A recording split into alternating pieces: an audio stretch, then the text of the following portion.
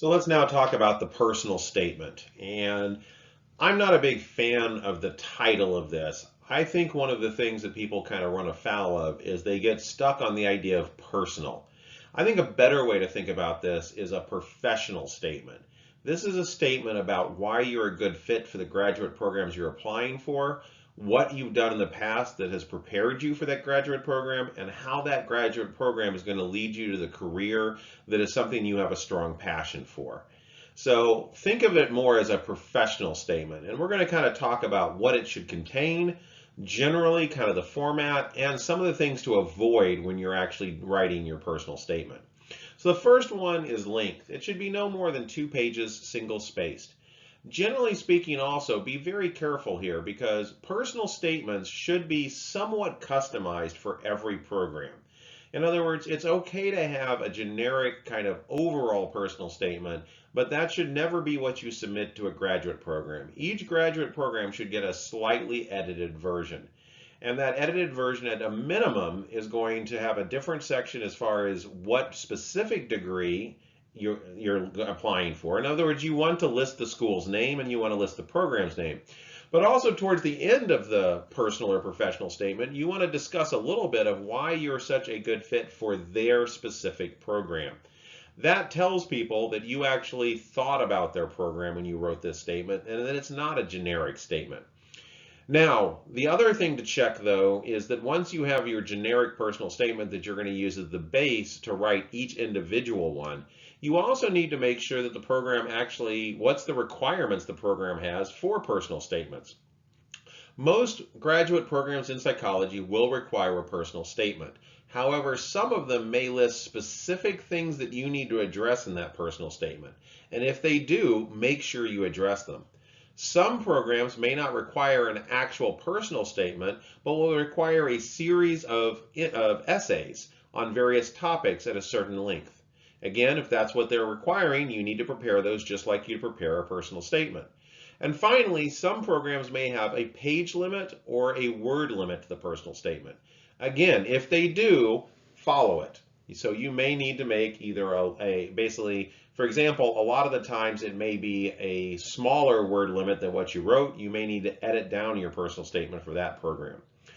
Broadly speaking, even though you have approximately a 2-page limit, think about quality over quantity.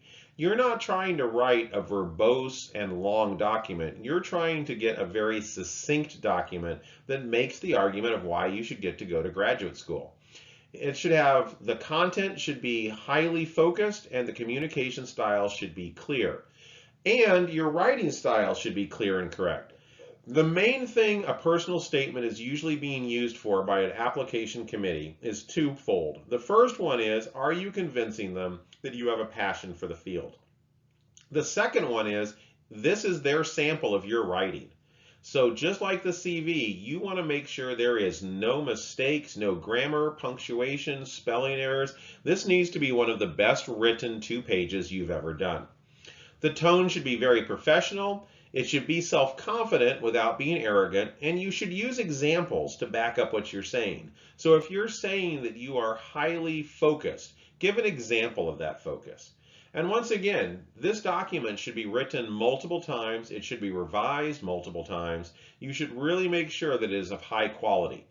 Again, this is one of the major components that are going to be used to determine if you get an offer to get into graduate school or the graduate school of your choice. And again, I strongly suggest you have multiple faculty members review your personal statement and give you feedback as well. So with all of that revision, that means the personal statement also should be something that you should be working on fairly early in the process to give yourself time to rewrite, revise, and also once you're happy with it, customize it for each program. And again, before ever submitting it, do that last check for grammar, spelling, and punctuation. So what's in a personal statement? The first part should be an introduction. Your interest in psychology, experience of classes, your motivation for grad school. Be careful not to be overly ambitious here. You're not wanting to make a statement that psychology is, that you have a passion for psychology beyond anyone else. You're simply communicating that you're strongly interested and that you've thought about this and this is the right course.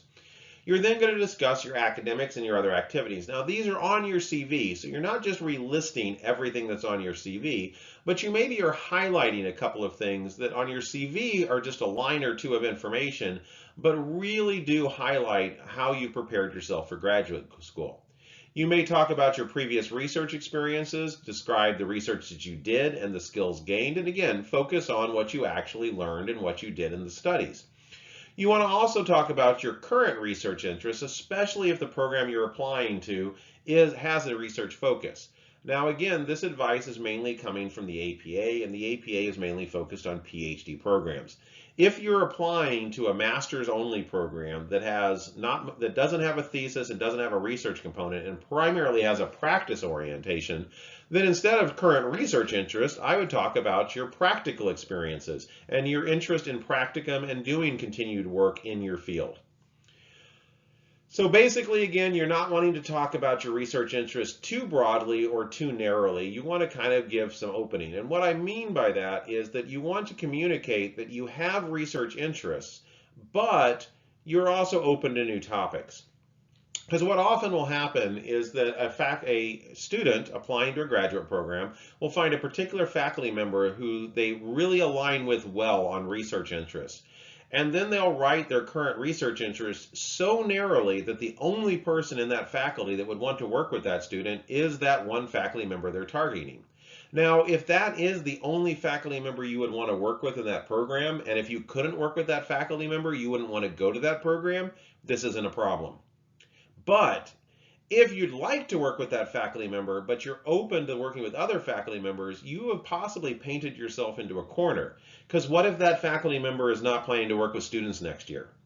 Then you pretty much guaranteed you're not going to get into the program. So you want to match your research interests somewhat to the faculty in the program, but you also want to communicate that you are open to working with others. Any applied experiences would also be listed in here, and I really do suggest that the end of the personal statement should probably be about a paragraph talking about how you specifically match what that program is looking for and how that program will get you to your career goals. Now again, you don't have to be specific. Again, with your career goals, they shouldn't be too broad or too narrow, but they should be generally enough to make it clear to the program that you're not there just for the education, you're there to continue on to become a professional. So let's talk about some kisses of death in personal statements. This was done from a survey of 88 psychology grad school admission committee chairs.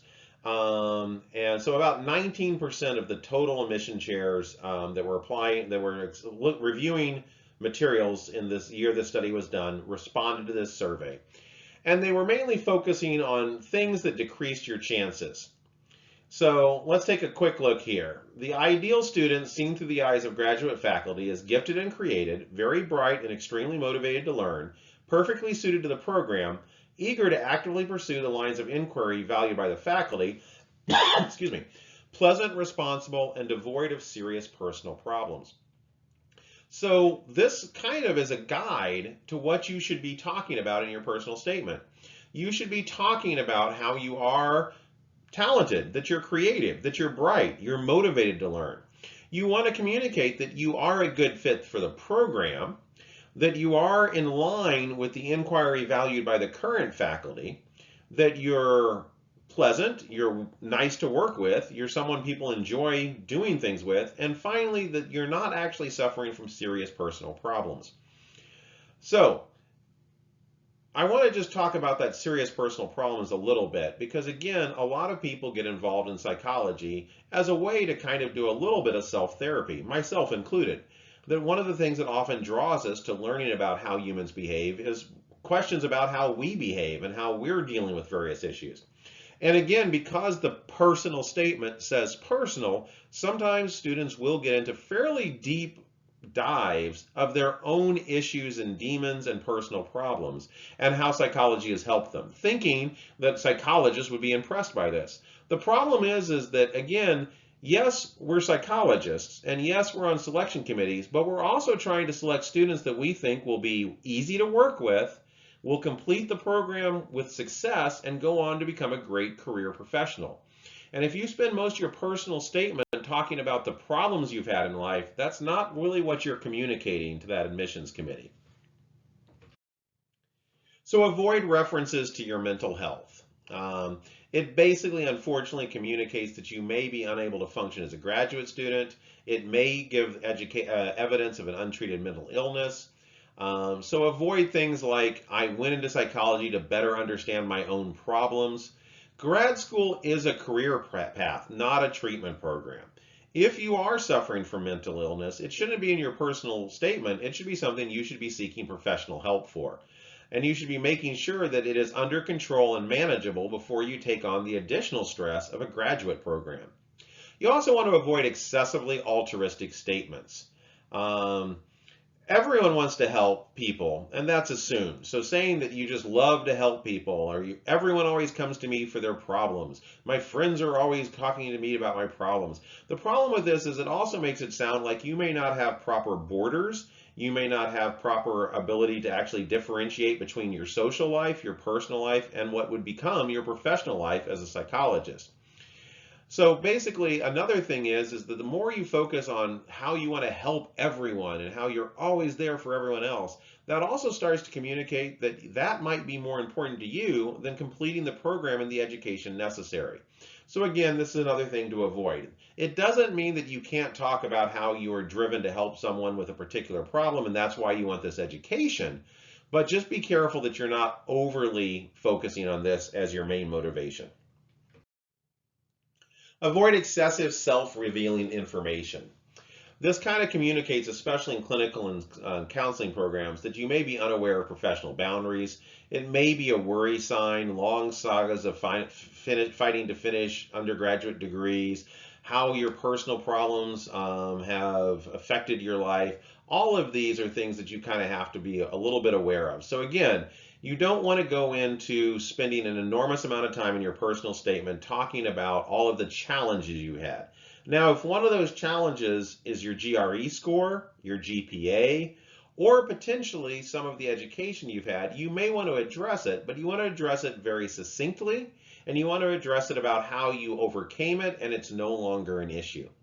You also want to avoid inappropriate humor, attempts at being cute or clever, references to God, religion, and I'd throw in politics as well. So first, these show a lack of the formal culture, or a lack of understanding of the formal culture of grad school. One example was someone actually wrote a wonderfully creative personal statement that was all an allegory about her being Dorothy on her yellow brick road to graduate school. It was a beautiful read. Unfortunately, it absolutely was inappropriate for what it was supposed to be doing.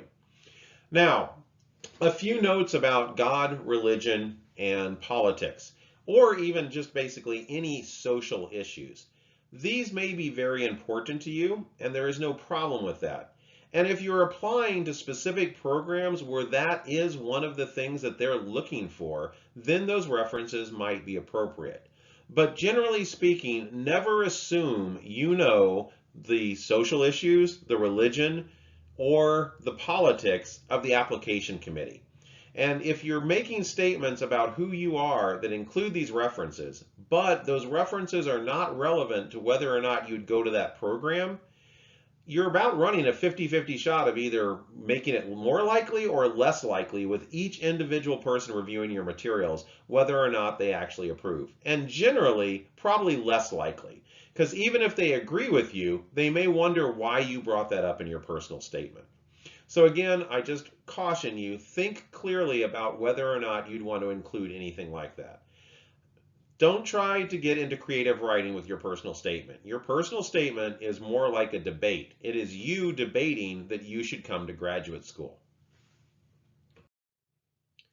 Again, make sure you do have program information. Avoid the generic approach to applications. Research each program. Don't just tack on an end statement. There should be a section that's kind of devoted to your personal fit to that particular program. But also avoid extreme statements of perfect fit unless they are truly substantiated. Also, make sure you really understand the program and that you're up to date on the program information. I actually have seen an example where someone actually wrote a personal statement that talked about how important it was for them to work with a particular faculty member. And this is a little morbid, but that faculty member had died over a year ago. So that again kind of shows they had not done their homework. That was not a personal statement that made a strong argument. And like I said, just like your CV, you want this to be reviewed by multiple people, writing center, anyone you can get to make sure there's no spelling or grammar problems. You need to proofread this continuously. You need to avoid careless or sloppy work. Not only are you writing an argument of why you're a good fit for a particular program, you're also giving them a writing sample. You want to avoid unclear, disorganized, or unconvincing writing style. You want a clear picture of your research, a clear picture of education and professional goals, and you want a clear picture of why you're a good fit for their program. You need to make sure it's well structured, and also you want to make sure your sentences and paragraphs are making sense. I list the sentence and paragraph rule. In my opinion, if you have a paragraph that goes single spaced for more than half a page, it's probably too long. It's getting complex. Think about how you can break it up. And likewise, if you have a sentence that is more than 2 lines across in 12-point font, that sentence is probably becoming hard to read and understand and overly complex. Think about breaking it apart. You want clear and concise writing. And these are just a few quick rules to help you in doing that. Now again, just as a reminder, as we finish this section on CVs and personal, or what I like to call professional statements, there are multiple articles available in the links that can also give you examples. And we do have example personal statements and example CVs available for you to look at. I do want to caution, those are not necessarily good CVs or good professional statements. They're ones, though, that were successful. They are from students that did get into a fairly competitive graduate school. So just use them not to steal from, certainly not to cut and paste from, but to take a look just to kind of get a feel for how different people have handled this particularly challenging task of writing a personal statement and a CV.